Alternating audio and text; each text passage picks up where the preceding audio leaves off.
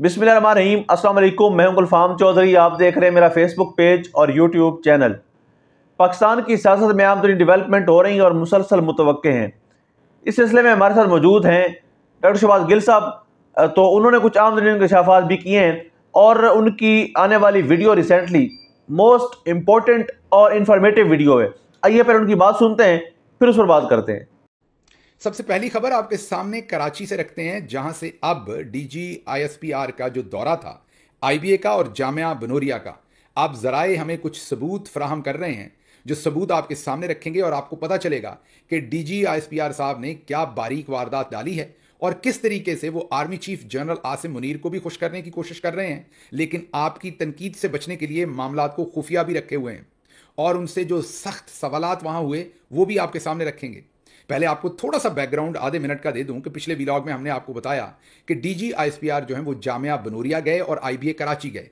जामिया बनोरिया में उन्होंने उलमा और मशाइख से मुलाकात की और मदरसे के स्टूडेंट्स के साथ, और आईबीए कराची में स्टूडेंट्स और फैकल्टी के साथ। दोनों जगहों पर जो स्टूडेंट्स के सवालात थे उनके ऊपर फौजी तराने चलाए गए और बाद में लोगों से मर्जी के क्लिप्स रिकॉर्ड करा के उनको जारी किया गया। लेकिन वहां पर हमने एक बारीक वारदात पकड़ी थी कि जो खबर रिलीज की गई ये 31 तारीख को रात 11:50 पर रिलीज की गई, ताकि ये खबर रिलीज भी हो जाए और किसी तक पहुंचे भी ना और कोई मुझ पर क्रिटिसिज्म ना करे।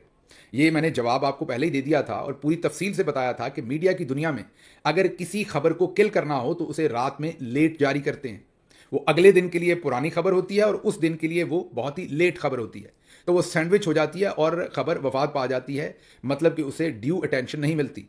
और जिस खबर को अटेंशन दिलवानी होती है उसको हमेशा दोपहर 1 बजे से पहले पहले रिलीज करवाया जाता है। अब जो हमारे हाथ में डॉक्यूमेंट्स आए हैं और जो हमें जराए बता रहे हैं वो ये बता रहे हैं कि ये विजिट 31 तारीख को नहीं बल्कि 30 तारीख को हुआ।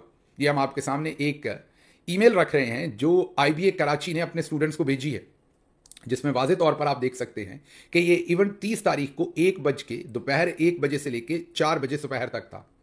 अब ये बात तो समझ आती है चलें कि ये इवेंट उनके लिए बहुत अहम होगा, तो दोपहर 4 बजे अगर इवेंट ख़त्म हुआ और उसकी अगर खबर बनती तो फिर भी इतनी लेट नहीं थी, 5 बजे तक निकाली जा सकती थी। लेकिन जैसे मैंने कहा कि कई दफ़ा किसी खबर के ऊपर किसी का बड़ा इंटरेस्ट होता है तो वो रोक लेता है और अगले दिन सुबह उसे रिलीज़ करता है ताकि उसका पूरा दिन इम्पैक्ट लिया जाए। लेकिन डीजी आईएसपीआर ने ऐसा नहीं किया। 29 तारीख को उन्होंने विजिट किया, 29 को वो 4 बजे ख़त्म हुआ, 5 बजे खबर रिलीज़ करने की बजाय उन्होंने 29 की पूरी रात भी वेट किया और 29 मैं कह रहा हूँ माजरत 30 तारीख को उन्होंने विजिट किया। शाम 5 बजे वो रिलीज़ कर सकते थे, रिलीज़ नहीं किया, पूरी रात भी वेट किया और अगला पूरा दिन 31 तारीख का खबर को दबाए रखा और 31 की रात को 11:50 पर उस खबर को रिलीज़ किया ना, ताकि ना वो 31 की खबर रह जाए और 1 फरवरी के लिए वो पुरानी खबर हो, ताकि आर्मी चीफ के सामने भी फाइल के अंदर आप अपनी परफॉर्मेंस दिखा दें और जो खबर है जिसकी वजह से आप पर तनकीद आनी है वो भी ना आए। लेकिन जो तनकीद इंसान की किस्मत में होती है वो तो आती ही है, जाहिर है। अब तनकीद क्या आ रही है? तनकीद ये पता चल रही है कि वहाँ पर जो स्टूडेंट्स थे उन्होंने बड़े सख्त सवालात पूछे। जब वहाँ पर डीजी आईएसपीआर ने कहा कि हमारे खिलाफ एक बयानिया है, एक इंतशारी टोला है जो हमारे खिलाफ एक साजिश कर रहा है, बयानिया बना रहा है और हमारे और कौम के जो ताल्लुकात हैं उन्हें कमज़ोर कर रहा है, तो बदले में उनसे एक स्टूडेंट ने सवाल पूछा कि क्या इद्दत में निकाह के केस के पीछे आप में से कोई है? आप हल्फ दे सकते हैं कि इस केस का आपसे कोई लेना देना नहीं। जब यह सवाल पूछा गया तो कहते हैं कि फिर चिरागों में रोशनी नहीं रही। और भी सवालात पूछे गए हैं, लेकिन इस एक सवाल का किसी ने बहुत ही मुस्तनद तरीके से, जो वहाँ बैठे हुए थे उन्होंने मुझे बताया कि सवाल पूछा गया लेकिन इसका कोई डायरेक्ट जवाब नहीं दिया गया।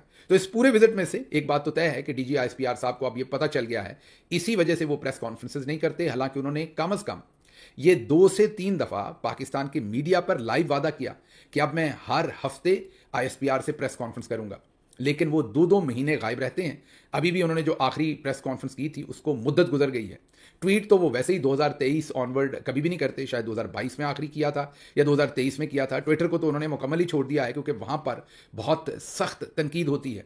अब वो प्रेस कॉन्फ्रेंस करना भी छोड़ गए हैं।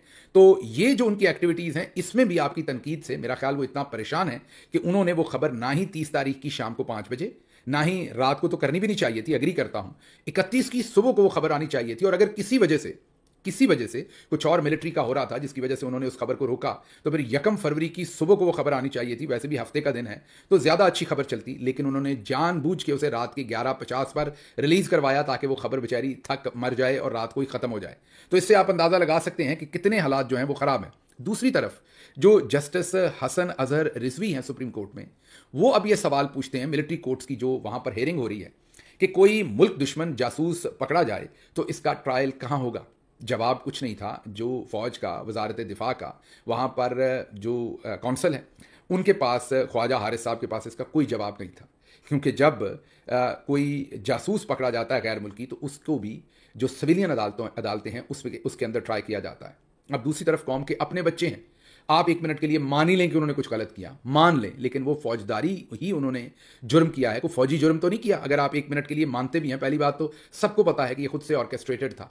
अब अगर आप गौर करें तो ये जो तमाम का तमाम मामला है, इसमें आपके सामने ये एक एग्जाम्पल रखते हैं। फ़ायज़ा मुराद एडवोकेट हैं, उन्होंने इस बच्चे की कहानी रखी है जो नौजवान है अभी और अपने भाई के साथ एक कमरे, गरीब बच्चा है, अपने भाई के साथ एक कमरे में सियालकोट से लाहौर आके रह के मजदूरी करता था।